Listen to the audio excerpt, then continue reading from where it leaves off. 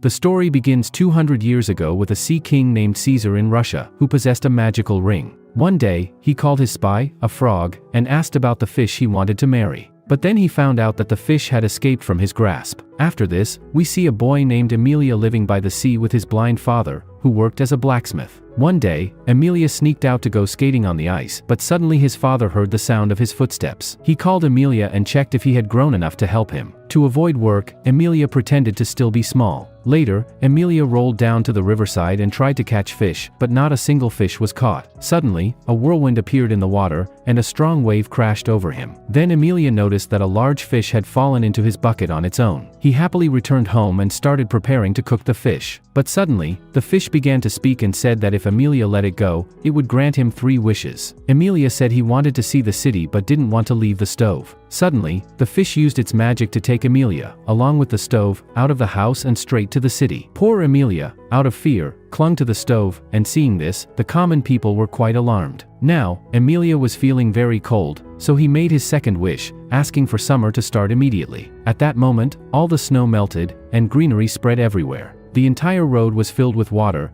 and when Emilia somehow managed to get out, he was quite disappointed because he had wasted 2 wishes. Suddenly, he encountered some bandits. They found nothing valuable on Emilia, so they decided to take his bucket. But Emilia couldn't afford to lose the fish, so he snatched the bucket and ran away, throwing the fish back into the river. However, the bandits soon caught him again and hung him upside down from a tree. Later, he saw a girl approaching from the river. The girl freed Emilia, and he ran to find the fish by the river. But unfortunately, it was of no use. Then the girl introduced herself as Valsa, and upon hearing her voice, Emilia realized that she was the fish. Now, Emilia stole her scarf so she couldn't escape and prepared to make his 3rd wish. He said he wanted to marry Princess Anisa, the daughter of the Russian Tsar. Meanwhile, in the royal palace, Princess Anisa was with Lord Ratham, an English prince. Ratham was trying to please her with various precious gifts. He showed her a musical instrument that had a dwarf inside playing it, making everyone think it played by itself. Soon, Emilia and Valsa arrived at the Tsar's palace and began listening to their conversation. The Tsar, to belittle Ratham,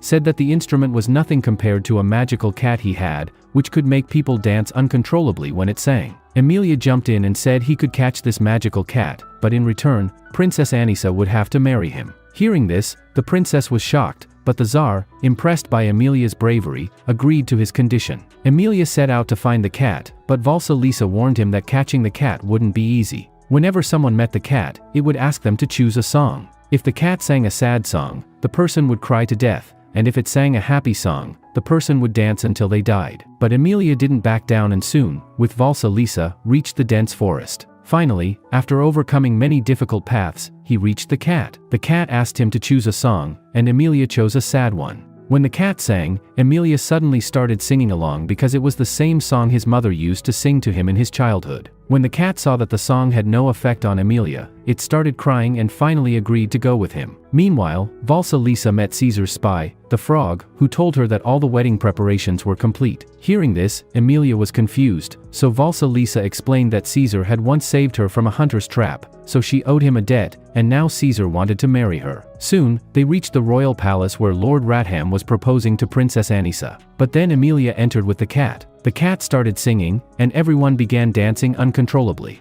The Tsar ordered Emilia to take the cat away. He was quite impressed by Emilia's bravery, but now the princess, as per the condition, didn't want to marry an ordinary man like Emilia. So, she decided to give him another dangerous task. Later that night, the princess met the spirit of her mother, Tsarina, who told her about an extremely dangerous task for Emilia. The next morning, Lord Ratham was trying to impress the Tsar with his English juicer, which also had a dwarf inside that squeezed fruits and vegetables. The Tsar was quite amazed by this unique juicer, and then Anisa arrived and set her next condition. She said she wanted a magical cloth that would instantly provide any food item when placed on the table. The Tsar then called Emilia and tasked him with finding this cloth. Soon, Emilia and Valsa set out in search of the cloth. On the way, Valsa told him that the magical cloth was with 2 brothers. After some time, they stopped at a small hut and asked the old man living there for some food. The old man gave them a little food and said that the harvest hadn't been good this year, so he didn't have much to offer. Hearing this, Emilia felt very bad, but Valsa praised the old man and his wife for their loyalty, saying they were like a needle and thread, complementing each other.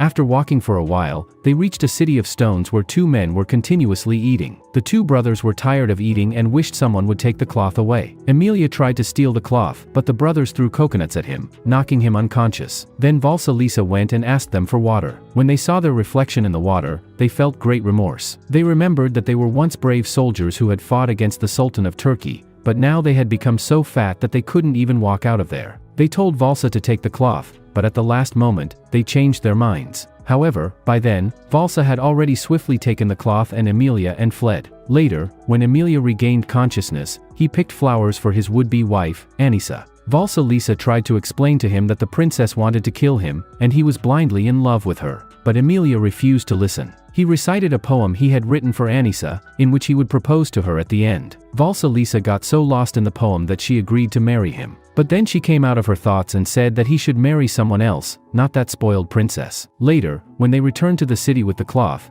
the Tsar and Princess Anisa received news that Emilia had returned with the cloth. The Tsar and Anisa immediately reached the square and saw Emilia distributing free food to the people. Later, Anisa said she was ready to marry Emilia, but she had one final condition. According to it, Emilia had to seek permission for their marriage from the spirit of Anisa's deceased mother, Zarina. Now, Emilia agreed to fulfill their condition once again. That night, Valsalisa told him the way to the world of the dead but warned him that no one had ever returned from there. But Emilia remained determined. On the way, they met Emilia's father, but Emilia remained silent so his father wouldn't know he was there. During this time, his father spoke highly of Emilia in front of Valsalisa. Soon, they realized Emilia was there too, and they called out to him. Emilia then apologized for all his mischief and decided to ask Valsalisa for his final wish. He wanted his father's eyesight to be restored, and Valsalisa granted his wish. Later, when they reached the riverside, Emilia thanked Valsalisa and returned her scarf. But Valsalisa still followed him, and soon they entered the world of the dead. There, the king, Kosei, came to meet them, and it was revealed that Valsalisa was actually his daughter.